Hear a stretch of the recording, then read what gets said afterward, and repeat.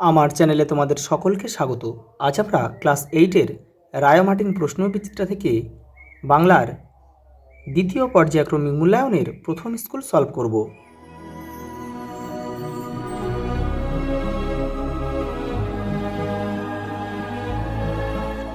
প্রথম প্রশ্ন দেখো, সঠিক উত্তরটি বেছে নিয়ে লেখো। মানুষ বড় কাঁদছে, তুমি মানুষ হয়ে পাশে দাঁড়াও। দেখো, বনের পাখিরা, ডাহুক মেয়েরা, রঙিন মেঘেরা বাড়ির বধূরে বেড়াতে আসে গানে গানে কথা কয়ে। এটা হবে ডাহুক মেয়েরা, গানে গানে কথা কয়ে। এইরূপে নিরাপদে বৃক্ষ শিশুটি ঘুমাইয়া রহিল। এটা গাছের কথা থেকে নেওয়া হয়েছে কিন্তু। ডাম্বল আলমারি ভেঙে কার বই নামিয়েছিল? এটা হবে সেঁজো কাকা, সেঁজো কাকার বই নামিয়েছিল। পরেরটা দেখো, ক্রিয়ার মূলকে কী বলে? ধাতু বলে। দেখো, তোকে নিয়ে আর পারি না, নিম্নরেখার অংশটি হচ্ছে, দেখো তোকে কিন্তু একটা সর্বনাম পদ মধ্যে পড়ে, কিন্তু এখানে দিয়েছে দেখো সর্বনাম পদ নেই, তাহলে এটা বিশেষ্যের পরিবর্তে যেহেতু ব্যবহার করা হয় সেই জন্য আমরা এটাকে বিশেষ্য করব। যাও না, কোনো অসুবিধা নেই, নিম্নরেখা অংশটি এটা আলংকারিক অব্যয়।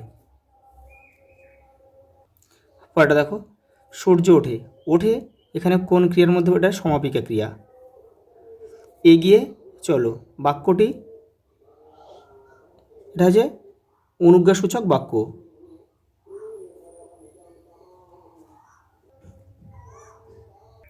পরেরটা দেখো, এখন এলাম, নিম্নরেখ পদটি এটা ক্রিয়া বিশেষণ।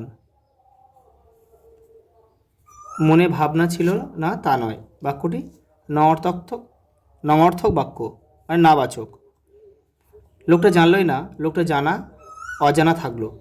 এই বাক্যটি পরিবর্তিত হয়েছে নাবাচক থেকে হ্যাঁবাচক, অর্থাৎ নঙর্থক থেকে সদর্থক। কোথায় রয়েছে? এই যে অপশান গ।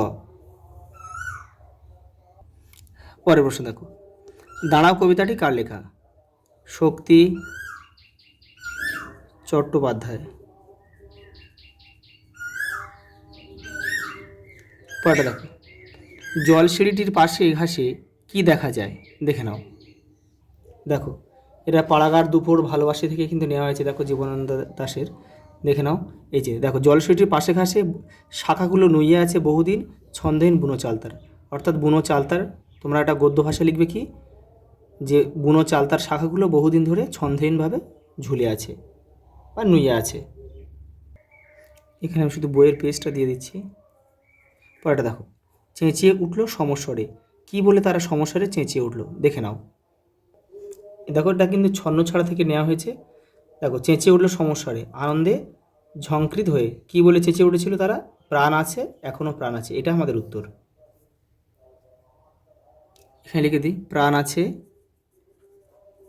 প্রাণ আছে, এখনো প্রাণ আছে।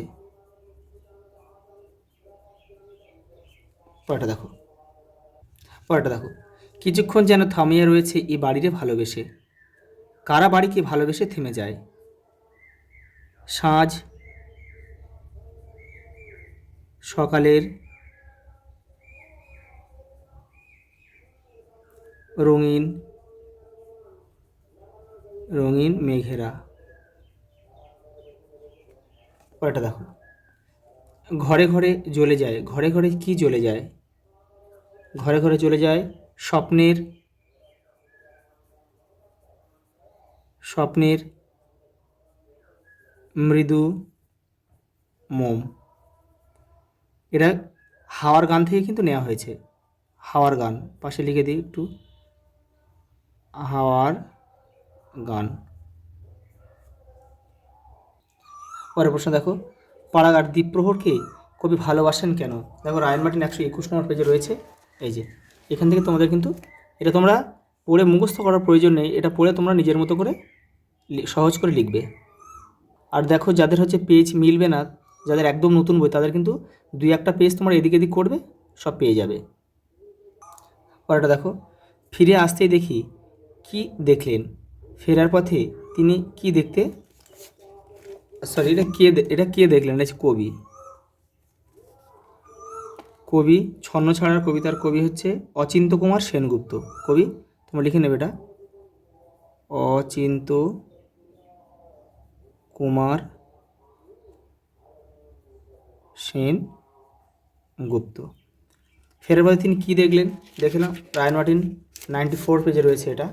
এই যে দেখো, এই যে এখান থেকে তোমরা লিখবে এই পর্যন্ত।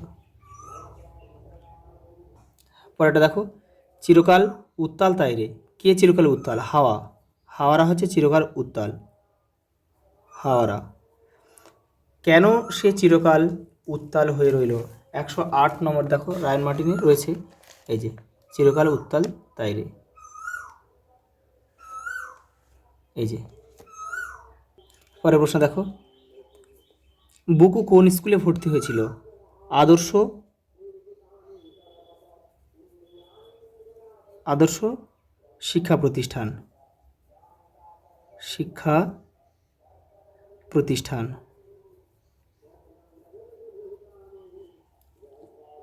পরেরটা দেখো, নাটোরের মহারাজার নাম কি?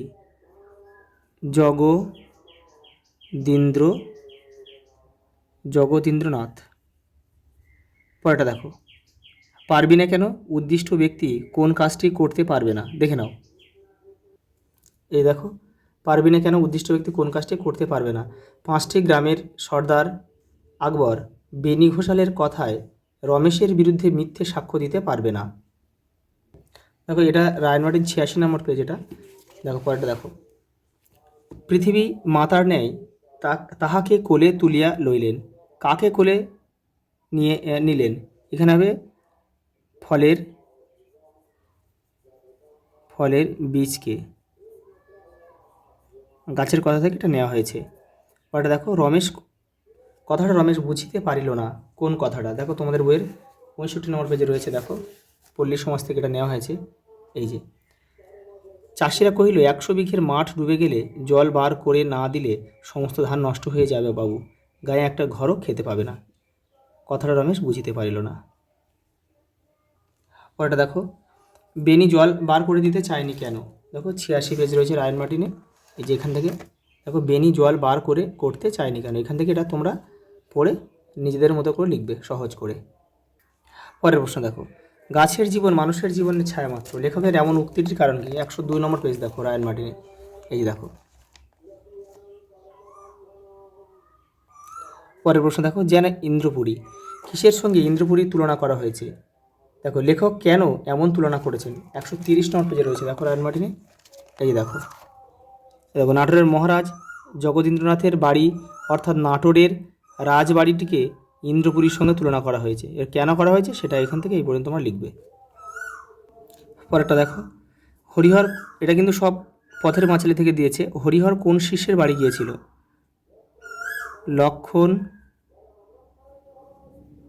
লক্ষণ মহারাজ। পরেরটা দেখো, সর্বদর্শন সংগ্রহ বইটিতে মানুষের ওড়ার ব্যাপারে কি লেখা ছিল? এখানে ছোট ছোট করে লিখে দিয়েছি দেখো,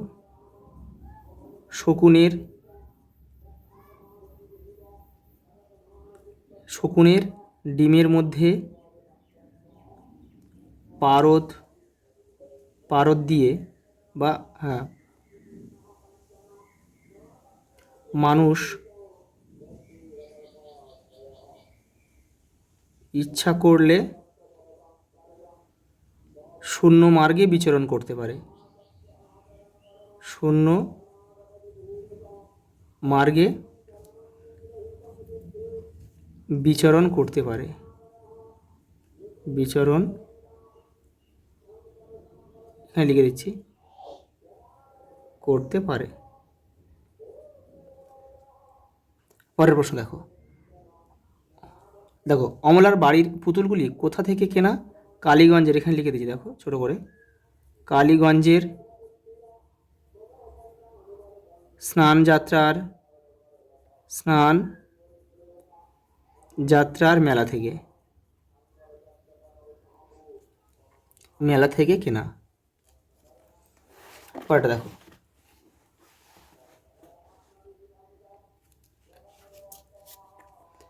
বৃদ্ধ নরোত্তম দাস বাবাজি কোন বইটি অপুকে দিয়ে যেতে চেয়েছিলেন? প্রেম ভক্তি চন্দ্রিকা।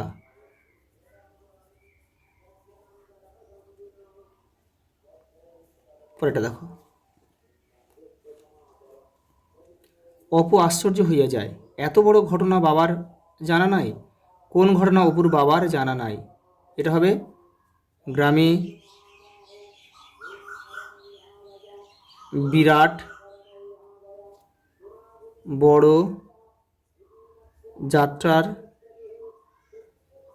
যাত্রার দল এসেছে।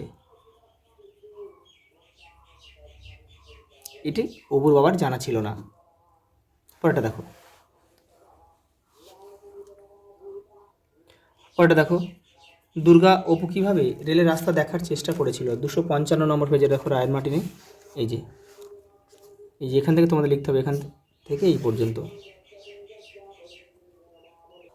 পরেরটা দেখো, অপু দুর্গার চড়ুই ভাতির আয়োজন সম্পর্কে লেখো। 271 নম্বর পেজে রয়েছে দেখো রায়ের মার্টিনে। এই যে এখান থেকে তোমাদের কিন্তু এটা পুরো লিখতে হবে, পড়ে তোমরা এখানে ছোটো করে লিখবে। পরের প্রশ্ন দেখো, মেয়েটি ঈষৎ গর্ব মিশ্রিত অথচ মিষ্টি সুরে বলিল। মেয়েটিকে সে কী বলল? মেয়েটি হচ্ছে বিশালক্ষী।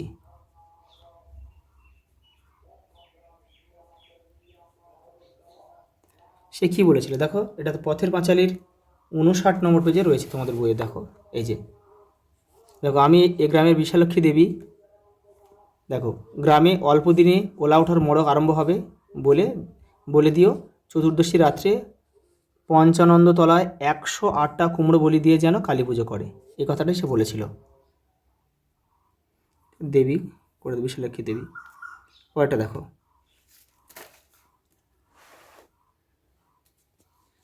চোখ অথবা কাঁচা শব্দটিকে বিভিন্ন অর্থে প্রয়োগ করে 3টি বাক্য রচনা করো। দেখো, চোখ দিয়েও করতে পারো 3টে, অথবা কাঁচা দিয়েও 3টে বাক্য রচনা করতে হবে। দেখে নাও তোমাদের ভাষা পাঠের 65 নম্বর পেজে রয়েছে। দেখো, এটা চোখ, এই চোখ দিয়ে এখানে এটা 62 পেজে রয়েছে। এটা চোখটা এখানে অনেকগুলো রয়েছে, তোমরা এখান থেকে 3টে করে নেবে। এবার রয়েছে সহজ দেখে 3টে করে নেবে। আর 65 পেজে রয়েছে কাঁচা, এই যে দেখো এখান থেকে তোমরা 3টে করে নেবে, সহজ দেখে করবে। দেখো লাস্ট প্রশ্ন, জলাভূমি সংরক্ষণের পদক্ষেপ গ্রহণে কর্তৃপক্ষের দৃষ্টি আকর্ষণ করে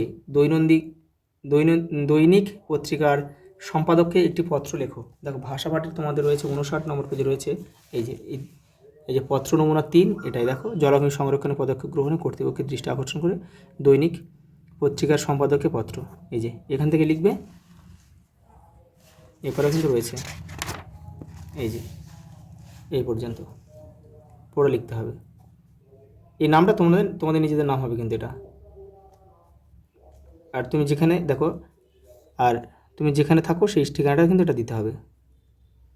আজ এই পর্যন্ত, দেখা হবে পরের ভিডিওতে।